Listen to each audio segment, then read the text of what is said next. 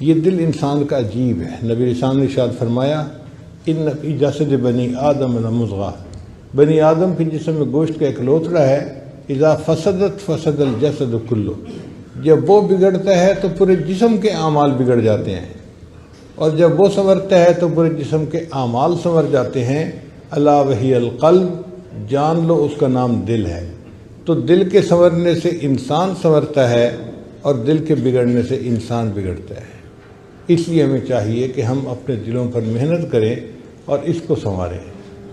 آپ بتائیے، اگر آپ دودھ لینے کے لیے جائیں اور برتن کے اندر گندگی لگی ہو تو کیا دودھ دینے والا دودھ دے دے گا؟ وہ کہے گا میاں صاف برتن لاؤ تب میں اس میں دودھ ڈالوں گا۔ جب دودھ ڈالنے والا گندے برتن میں دودھ ڈالنا پسند نہیں کرتا، اللہ تعالیٰ بھی انسان کے گندے دلوں میں اپنے نور کو ڈالنا پسند نہیں فرماتے۔ وہ بھی کہتے ہیں میرے بندو ذرا اس کو چمکاؤ، اس کو ذرا صاف کرو۔ اب اس دل کو صاف کرنا یہ ہماری ذمہ داری ہے۔ یہ دل کیسے صاف ہوتا ہے؟ ذکر سے صاف ہوتا ہے۔ فکر کی گندگی فکر سے دور ہوتی ہے۔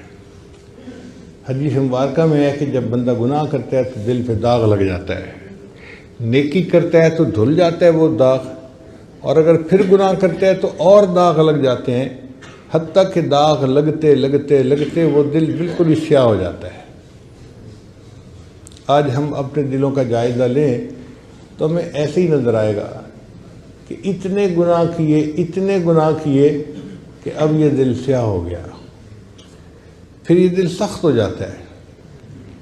جب ایک طویل مدت غفلت کی گزر جائے نا، اس کا نتیجہ یہ نکلتا ہے کہ دل سیاہ ہو جاتا ہے، دل سخت ہو جاتا ہے۔ زمین کا معاملہ بھی ایسی ہے، اگر کسی زمین پر کاشت نہ کی جائے لمبا عرصہ تو زمین سخت ہو کے بیکار ہو جاتی ہے۔